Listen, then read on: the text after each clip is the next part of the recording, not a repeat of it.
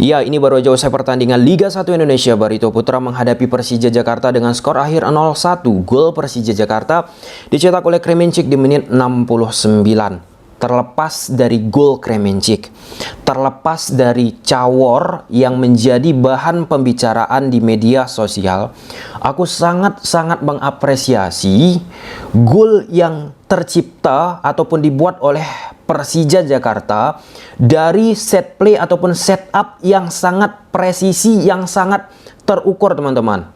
Oke, mungkin dari sisi kualitas shooting ataupun kualitas gol mungkin ya teman-teman ya, mungkin ada yang lebih baik daripada tendangan Kremenchik. Tetapi dari proses terciptanya gol ini sangat luar biasa apa yang dilakukan oleh Persija Jakarta. Dari throw in, di play on kan bola tersebut, kemudian digeser bola tersebut ke belakang. Tujuannya itu untuk membuat pemain-pemain Barito menekan pemain Persija Jakarta. Istilahnya invite pressing, teman-teman. Nah, pada momen tersebut Kudela yang menguasai bola dan ditekan oleh pemain Barito, dibalikkan bola tersebut kembali ke belakang, di back pass ke posisi Andri Tani, dan membuat pemain-pemain Barito pun semakin tertekan. Semakin rengganglah pressing dari pemain-pemain Barito Putra. Di saat momen tersebut Andri Tani memberikan bola progresi ya ke depan, teman-teman, untuk ya diarahkan ke final third pemain Persija Jakarta ataupun daerah depan pemain Persija Jakarta. Dengan 1-2 sentuhan terciptalah gol yang dicetak oleh Kremenchik. Cobalah teman-teman kalian tonton replaynya, lihat proses golnya, lihat bagaimana pemain Persija secara konstruktif membangun dari bawah, bagaimana caranya melepaskan tekanan dari lawan, bagaimana caranya membongkar pertahanan yang ketat dari lawan. Hal-hal tersebut dari proses gol Persija itu bisa dijadikan pelajaran bukan hanya untuk Persija, tetapi bagaimana tim-tim lain mampu ya membongkar pertahanan yang kuat daripada lawan, bukan hanya sekedar serangan sporadis, tetapi juga pure dari sisi taktikalnya, mencoba memancing pemain-pemain Barito untuk keluar dari posisinya. Nah, kalau aku melihat proses gol Persija Jakarta ini, kebetulan aku melakukan analisis taktik pertandingan Man United menghadapi Arsenal. Nah, ada salah satu momen di mana pemain-pemain Man United mencoba juga pemain-pemain Arsenal untuk menekan pemain Man United pada saat Lisandro Martinez memberikan bola back pass ke De Gea. Dan gol MU pun tercipta dari konsep superioritas, bermula dari Martinez back pass bola ke belakang dengan tujuan menarik pemain Arsenal ke depan, membuka pressing dari pemain Arsenal. Martinez kuasai bola, di posisi Martinez timbul situasi 3 versus 1. Martinez, Malaysia, Eriksen melawan Odegaard. Ketika unggul jumlah, kombinasi 1-2 sentuhan akan mudah dilakukan. Martinez, Malaysia, dan Eriksen bermain kombinasi tanpa bola. Arsenal gunakan pola 4-4-2. Di sisi itu ada peran dari McTominay mengikat Granit Xhaka untuk mengikutinya, sehingga tidak ada Caporcedo pemain Arsenal, atau tidak ada pemain Arsenal yang menutup jalur passing dari Eriksen menuju Bruno Fernandes.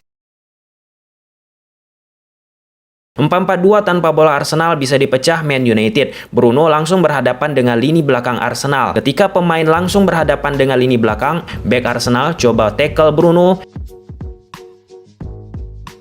Advantage jatuh ke Sancho lagi bola tersebut. Di belakang 3 versus 3 terjadi. Khusus di posisi Zinchenko, timbul situasi 2 versus 1. Rashford dan Anthony lawan Zinchenko. Sancho beri passing pendek ke Rashford dan membuat Zinchenko tertarik ke posisi Rashford. Rashford ikat 2 pemain Arsenal termasuk Zinchenko, membuat Anthony berdiri bebas untuk terima passing dari Rashford. Gol tercipta untuk debut Anthony. Nah, di momen tersebut semakin terbukalah ruang-ruang ataupun pertahanan dari Arsenal karena kan menekan ke depan. Nah, pada momen tersebut kembali De Gea memberikan back pass ke posisi depan, dan ya ruang-ruang yang sudah kosong tersebut dieksplor oleh pemain-pemain Man United untuk bisa ciptakan gol dari proses yang sangat luar biasa. Mungkin kalau misalnya aku membandingkan, untuk sebagian orang ya beranggapan terlalu jauh kalau kita membandingkan set play yang dibuat oleh Persija dengan set play apa yang dibuat oleh Man United. Namun secara substansinya apa yang dilakukan oleh Persija sangat perlu diapresiasi, teman-teman.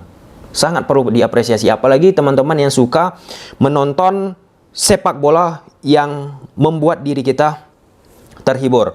Oke, kita lihat dulu Barito Putra. Ya, ball possession mereka kalah 41%, Persija Jakarta 59%. Ini mempertegas sekali lagi ya, teman-teman kan. Di video-video aku sebelumnya udah aku bahas. Kalau Persija menghadapi tim yang secara kualitas pasti mereka mencoba menguasai bola. Tetapi kalau misalnya so-so ya, setara levelnya ataupun kualitasnya ya mungkin ini pandangan subjektif, mungkin di atas dari Persija Jakarta lebih bermain adaptif, melihat bagaimana lawan tersebut bermain dengan memanfaatkan counter. Dan itu juga beberapa match kan terbukti apa yang dilakukan oleh Thomas Doll. Oke, total shooting 18 kali, shot on target 7. Nah, banyak banget sebenarnya peluang yang diciptakan oleh Persija Jakarta. Efisiensi, efektivitas di depan gawang nggak begitu maksimal. Di sisi itu, Arlan, kiper dari Barito Putra, dan Renan Alves sangat bermain luar biasa. Sedangkan passing akurasi 85%. Nah, iya, ini kenapa tinggi passing akurasi Persija Jakarta, karena Barito pun cenderung bermain terlalu menunggu. Nah, ketika bermain di daerah permainan mereka sendiri, menunggu di daerah permainan mereka sendiri, otomatis di sektor permainan Persija Jakarta akan sering Persija melakukan permainan 1-2 sentuhan karena tidak begitu luar biasa dari sisi tekanan. Chance create 3, ya Persija 8, crossing 6 kali berhasil dari 15 percobaan.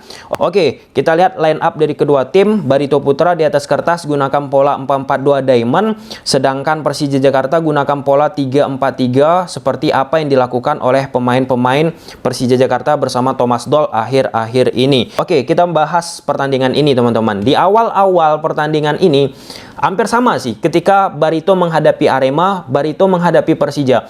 Temponya lambat, temponya nggak terlalu cepat, sedang-sedang aja lah teman-teman ya. Walaupun secara mengejutkan ya, kesalahan dilakukan oleh pemain Barito dari interception, kemudian Kremenchik mendapatkan peluang di depan mata, harusnya setidaknya lah ya bisa ciptakan gol, namun nggak bisa diciptakan gol. Tapi secara overall teman-teman, Barito Putra, kalau kita lihat gaya permainannya hampir sama ketika seperti menghadapi Arema. Bermain hati-hati, bermain nggak terlalu cepat, memanfaatkan kesalahan-kesalahan dari Persija Jakarta. Kalaupun ingin melakukan serangan, coba bermain dengan bola atas, memanfaatkan bola-bola udara, ataupun bola-bola mati teman-teman, ataupun dari sektor sisi kiri ataupun sektor sisi kanan. Sedangkan Persija Jakarta, ya setelah aku bahas data di awal tadi, ketika menghadapi tim-tim yang lebih secara kualitas di bawah Persija Jakarta, bermain konstruktif, bermain dengan menguasai bola.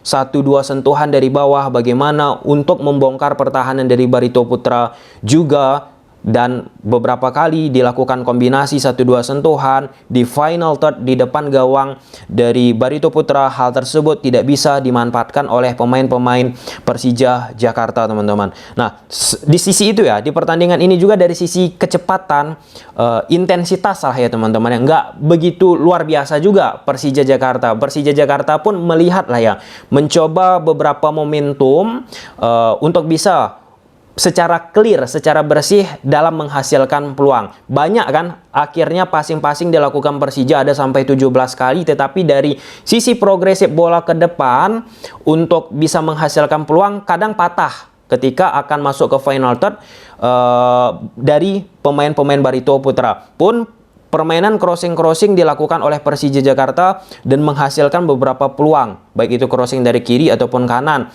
Tapi efektivitas di depan gawang bagi pemain Persija Jakarta nggak mampu secara cepat ya menciptakan gol, membuat drop pemain Barito Putra. Tapi ini salah satu partai yang patut disyukuri oleh pemain-pemain Persija Jakarta. Dengan pertandingan yang sangat alot, pemain-pemain Barito pun mampu mengamankan pertahanan Barito dengan baik.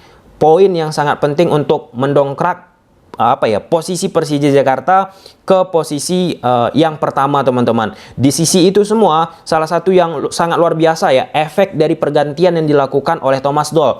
Di menit 64 diganti beberapa pemain, kemudian berselang beberapa menit pemain pengganti tersebut mampu memberikan kontribusi. Walaupun ada beberapa pemain yang mungkin secara performa nggak begitu maksimal, tetapi aku nggak mau bicara konteks ya membahas pemain dari sisi personal ataupun individu ya teman-teman. Aku tetap mengapresiasi pemain-pemain yang sudah berusaha.